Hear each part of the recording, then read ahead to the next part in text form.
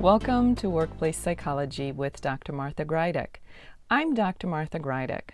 This podcast examines a wide variety of work-related issues through the lens of industrial and organizational psychology.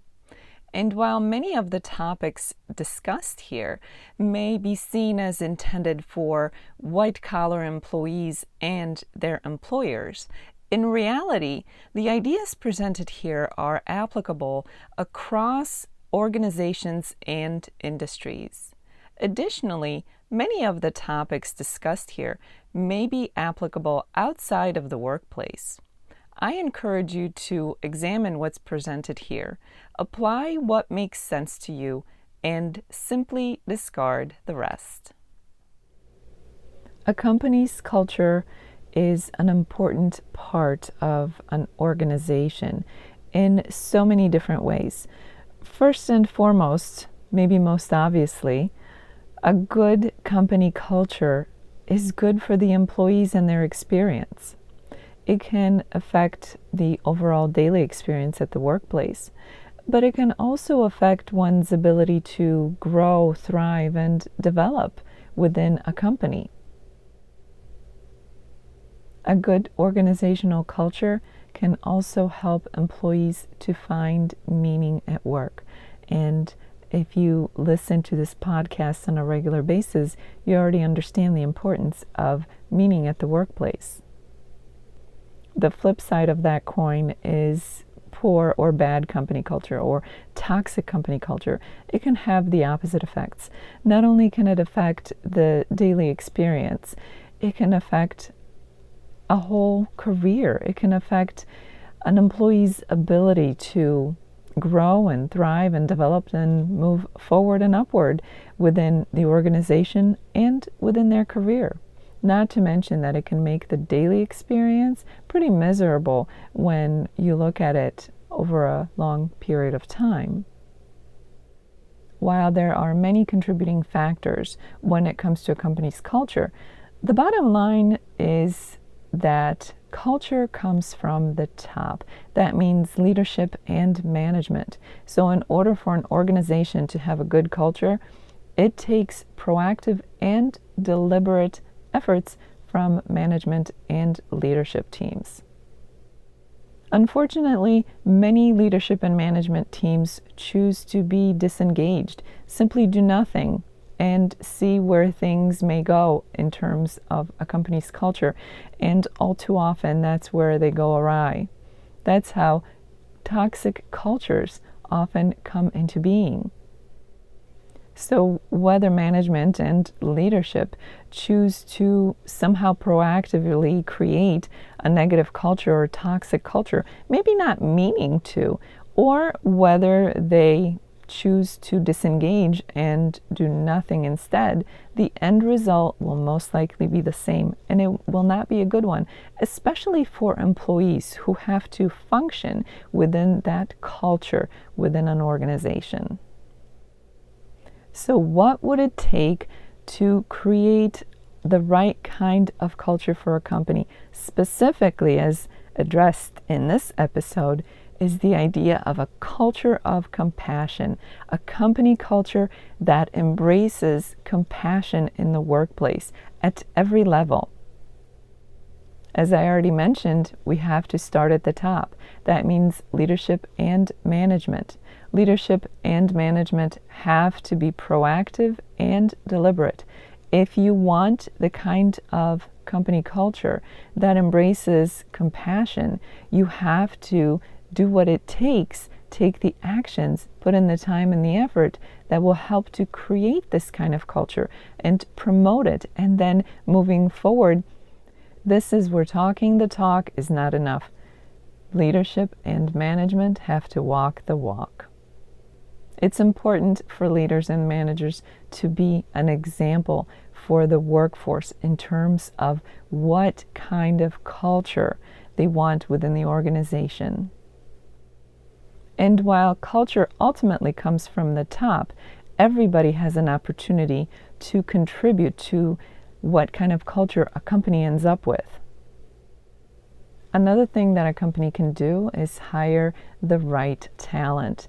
And while that may seem overly general or simplistic, what I mean here is hiring the type of individuals who will support the organization, not only in terms of its goals and mission, but also in terms of its culture, in terms of cultivating a culture that includes compassion. As far as candidates go, they would have to share the company's values. That's fairly obvious.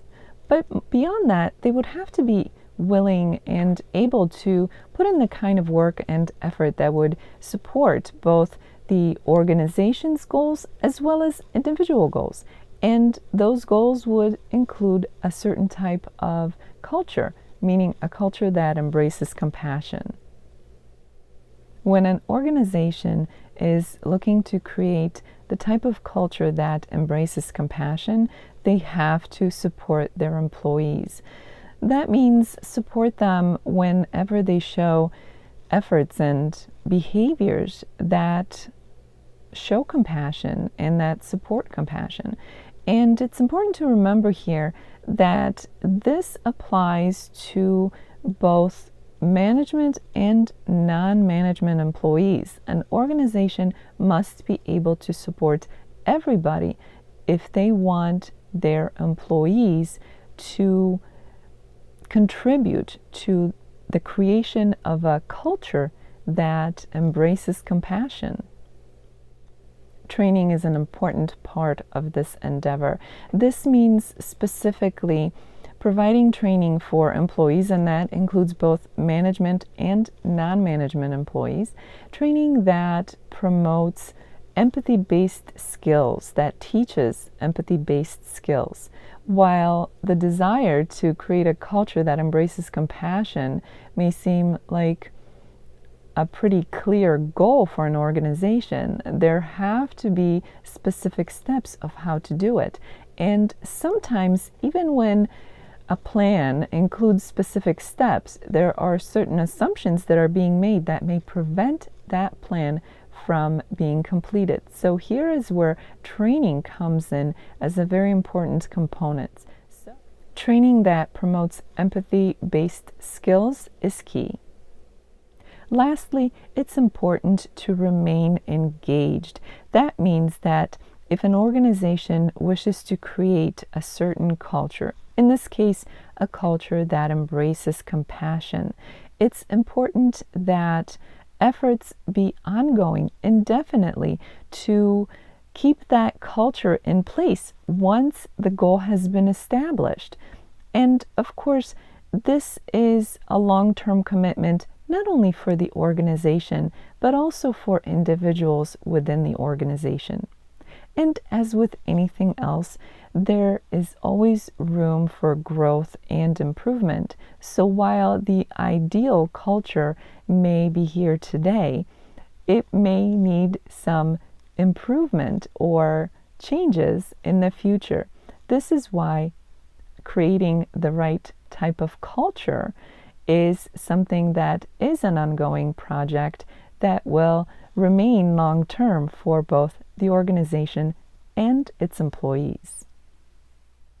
As this episode comes to an end, let's review what was discussed.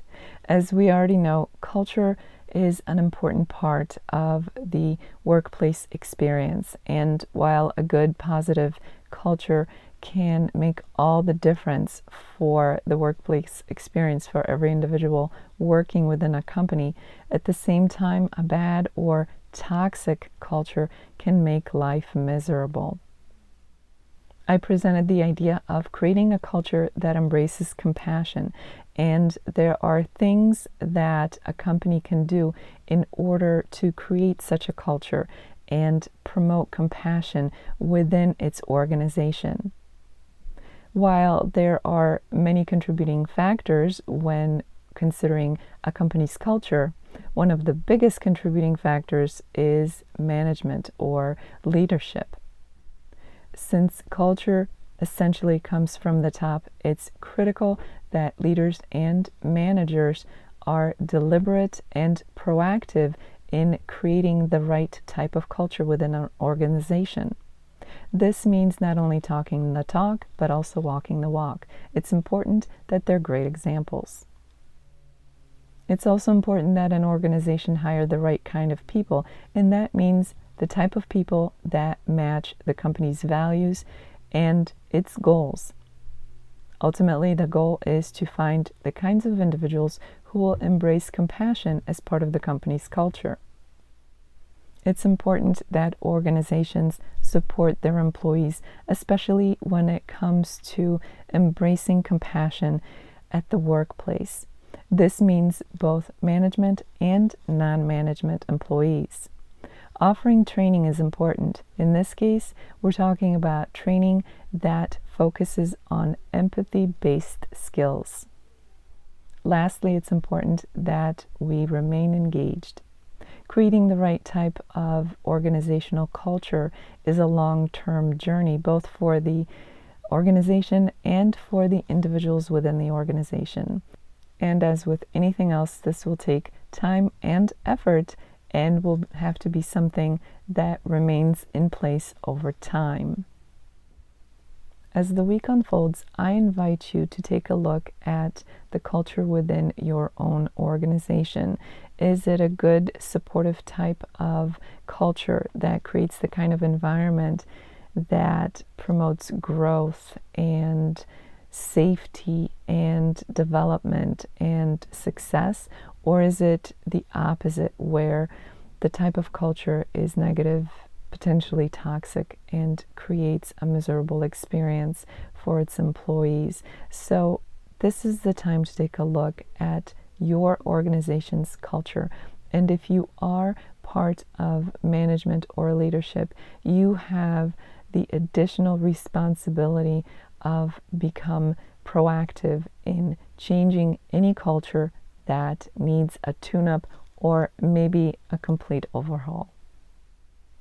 For those of you who are experiencing this podcast in an audio-only version, I invite you to check out my YouTube channel, where you can find the podcast in a video version. In addition to this podcast, my YouTube channel also has other videos that focus on stress management. The link for my YouTube channel is below in the description. Thank you for joining me today. Please subscribe to this podcast. I look forward to seeing you next time. Until then, I wish you joy and well-being.